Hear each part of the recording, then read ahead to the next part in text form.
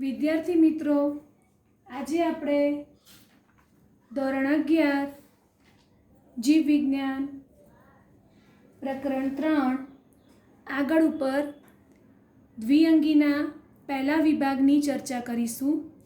દ્વિઅંગી વનસ્પતિનો પહેલો વિભાગ, જેને આપણે હિપેટિકોપ્સિડા તરીકે ઓળખીએ છીએ, તમે એને લીવરવર્ટ્સ અથવા તો પ્રહરિતા તરીકે પણ ઓળખી શકો। આ વિભાગની અંદર જે સમાવિષ્ટ વનસ્પતિ છે એ વનસ્પતિનો આકાર લીવર એટલે કે યકૃત જેવો છે। હિપેટિકોપ્સિડા વિભાગની અંદર સમાવિષ્ટ જે વનસ્પતિ છે એનો આકાર લીવર એટલે કે યકૃત જેવો છે। પરિણામે આપણે આ વિભાગને લીવરવર્ટ્સ તરીકે ઓળખીએ છીએ, જેની અંદર માર્કેન્સિયા તેમજ રિક્સિયા જેવી વનસ્પતિનો સમાવેશ થાય છે। હવે આપણે આ વિભાગમાં સમાવિષ્ટ જે વનસ્પતિ છે એના આપણે નિવાસસ્થાનની વાત કરીએ તો આ વનસ્પતિ તમને ભેજયુક્ત જગ્યાએ છાયાપ્રિય વસવાટમાં જોવા મળે છે। પાણીના પ્રવાહો એટલે કે ઝરણા અને નદીના કિનારે, ભેજવાળા મેદાનોની અંદર, ભીની જમીન ઉપર, વૃક્ષોની છાલ ઉપર તેમજ લાકડાઓના ગરતામાં તમને જોવા મળે છે।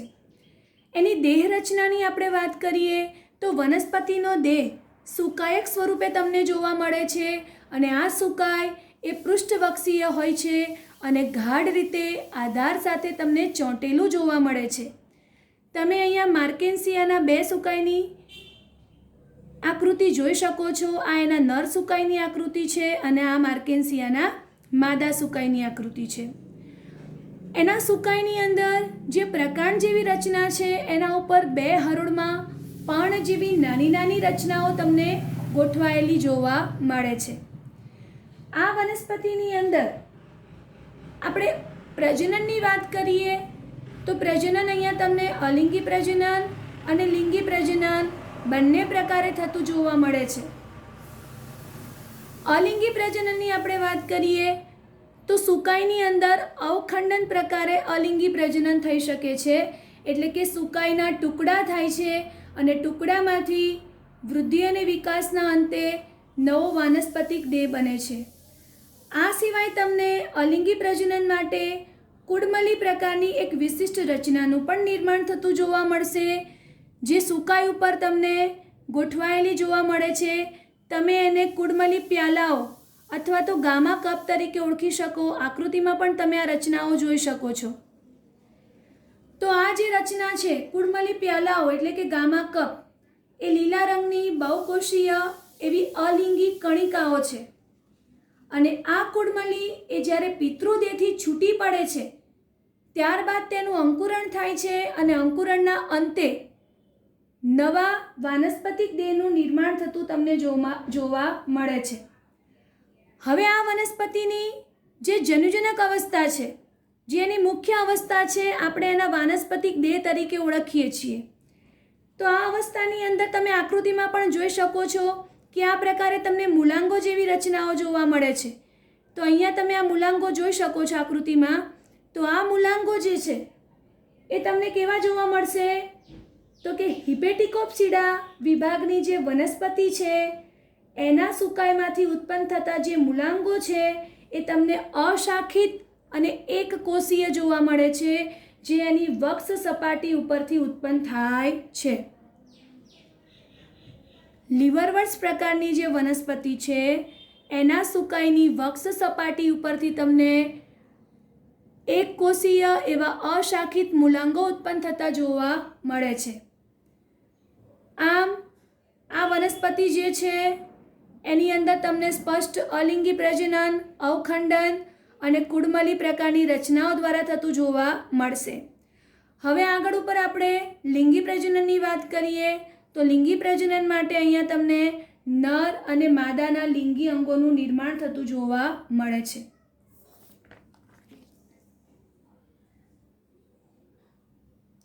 હવે આ જે લિંગી અંગો છે એ એક જ સુકાઈ ઉપર પણ ઉત્પન્ન થઈ શકે, જ્યારે અલગ અલગ સુકાઈ ઉપર પણ તમને ઉત્પન્ન થતા જોવા મળે છે।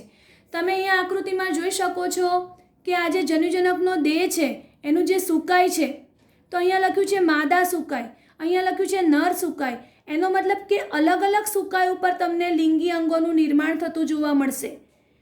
તો અહીંયા તમને એક જ સુકાય ઉપર અથવા તો અલગ અલગ સુકાય ઉપર લિંગી અંગોનું નિર્માણ થતું જોવા મળશે.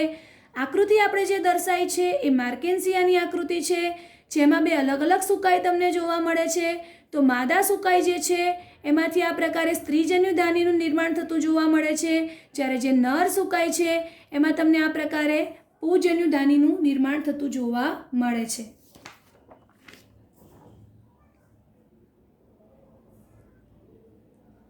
હવે આગળ ઉપર જે લિંગી પ્રજનન અંગો છે એમાંથી ચલપુજન્યુ અને અંડકોષનું નિર્માણ થશે, બંનેનું જોડાણ થશે, જોડાણના અંતે ફલિતાંડ બનશે અને એ ફલિતાંડનો વૃદ્ધિ અને વિકાસ પ્રેરાશે, એટલે કે બીજાણુજનક અવસ્થાનું નિર્માણ થતું તમને જોવા મળશે.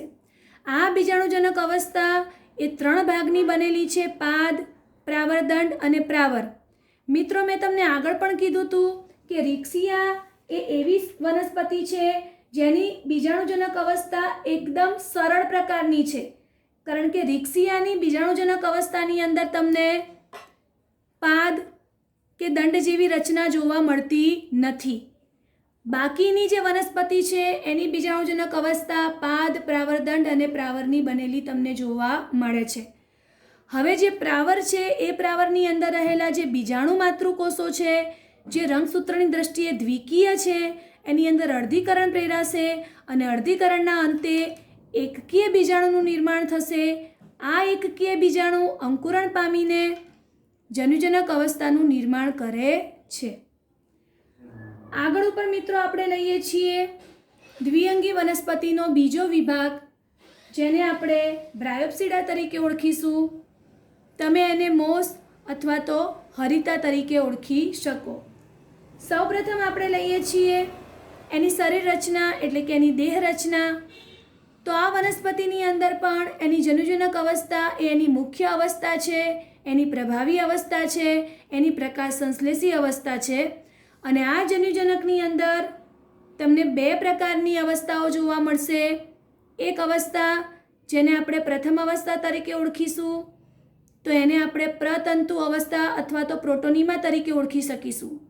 બીજી અવસ્થા જેને આપણે પર્ણમય અવસ્થા તરીકે ઓળખીએ છીએ. તો મોસ જે છે એ મોસની અંદર એના જીવનચક્રની જે પ્રભાવી અવસ્થા એટલે કે જે જન્યુજનક અવસ્થા છે એ 2 અવસ્થાઓ ધરાવશે, એક પ્રથમ અવસ્થા અને બીજી દ્વિતીય અવસ્થા.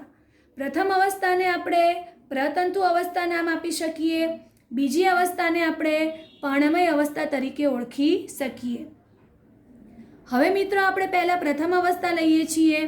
તો જે પ્રતંતુ અવસ્થા છે, જે પ્રથમ અવસ્થા છે કે જે તમને સીધી બીજાણુમાંથી વૃદ્ધિ અને વિકાસ પામતી જોવા મળે. આગળની મિત્રો આકૃતિમાં આપણે જોયું હતું કે સીધા બીજાણુ જે છે એમાંથી પ્રતંતુનું નિર્માણ થતું હતું. મિત્રો, આ આકૃતિ જેમાં આ બીજાણુમાંથી સીધો આ પ્રતંતુ બનતો હતો. તો બીજાણુના અંકુરણથી આજે સીધા પ્રતંતુનું નિર્માણ થતું હતું, તો એને આપણે કહીએ છીએ પ્રતંતુ અવસ્થા એટલે કે પ્રોટોનીમા, કે જે બીજાણુમાંથી સીધી વિકાસ પામે છે. આ અવસ્થા ભ્રૂપ્રસારી છે, એટલે કે જમીન ઉપર પથરાયેલી, લીલી, શાખિત અને ઘણીવાર તમને તંતુમય જોવા મળે છે.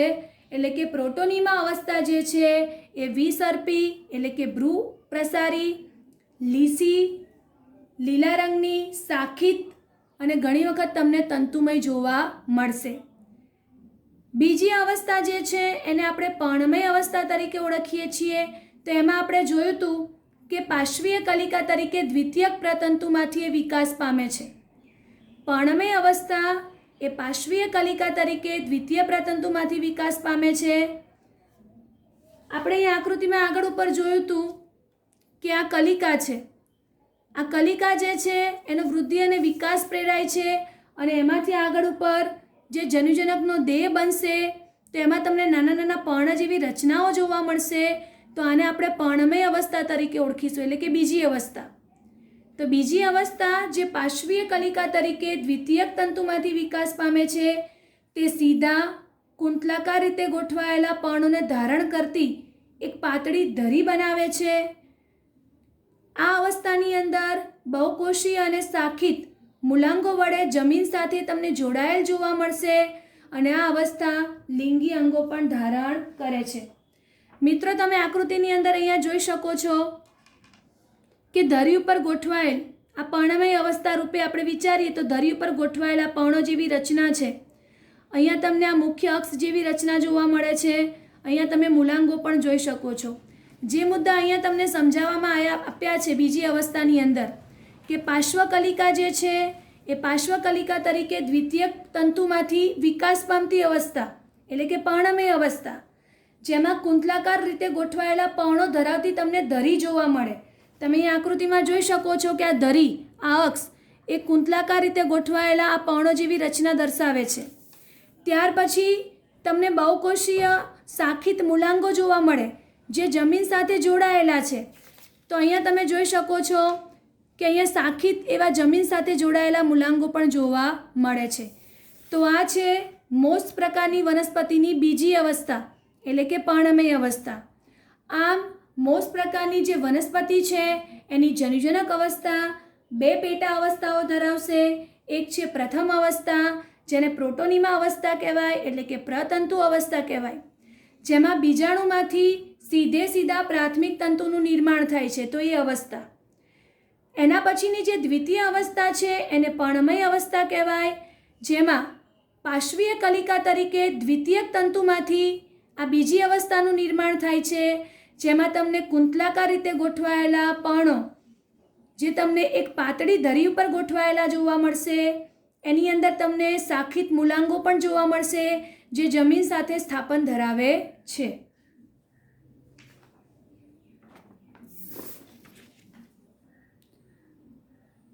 ત્યાર પછી મિત્રો આપણે આગળ ઉપર લઈએ છીએ મોસ પ્રકારની જે વનસ્પતિ છે જેને આપણે ફ્યુનારિયા તરીકે ઓળખીએ છીએ, એની અંદર જોવા મળતું પ્રજનન.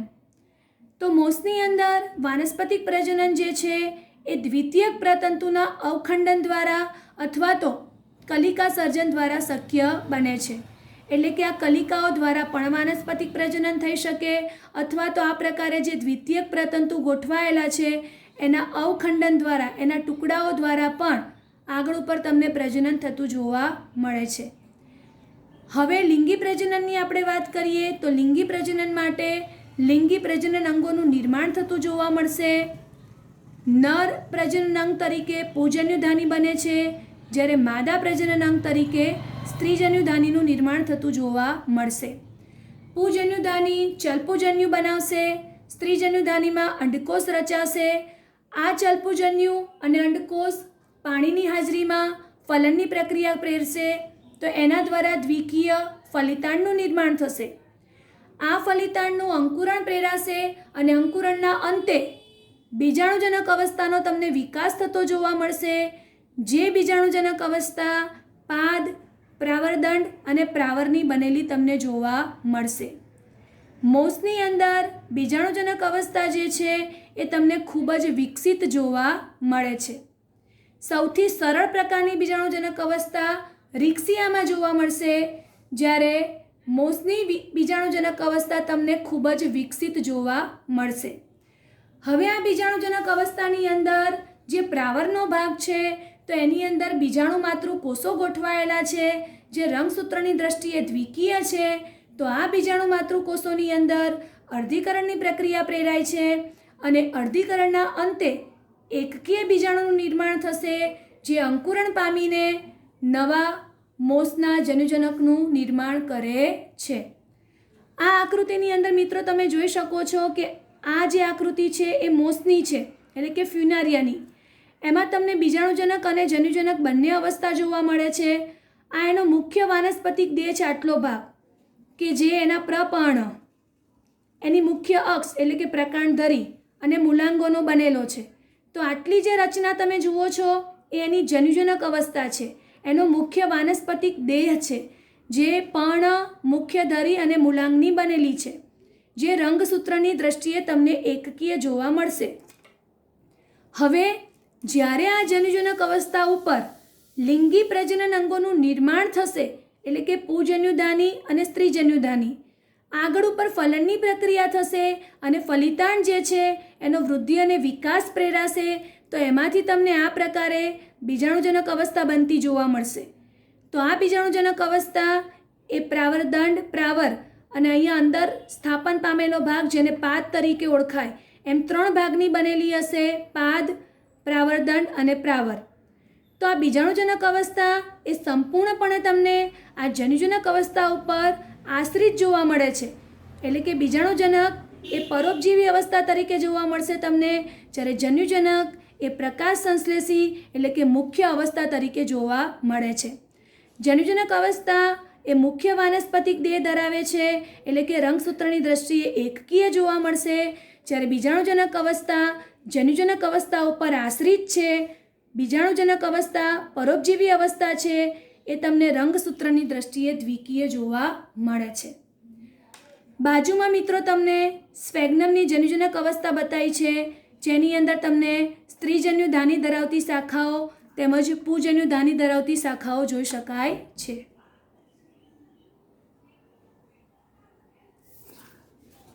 આજના વિડીયોની અંદર મિત્રો અહીં સુધીની માહિતી. આગળના વિડીયોની અંદર આપણે ત્રિઅંગી વનસ્પતિનો વધારે અભ્યાસ કરીશું.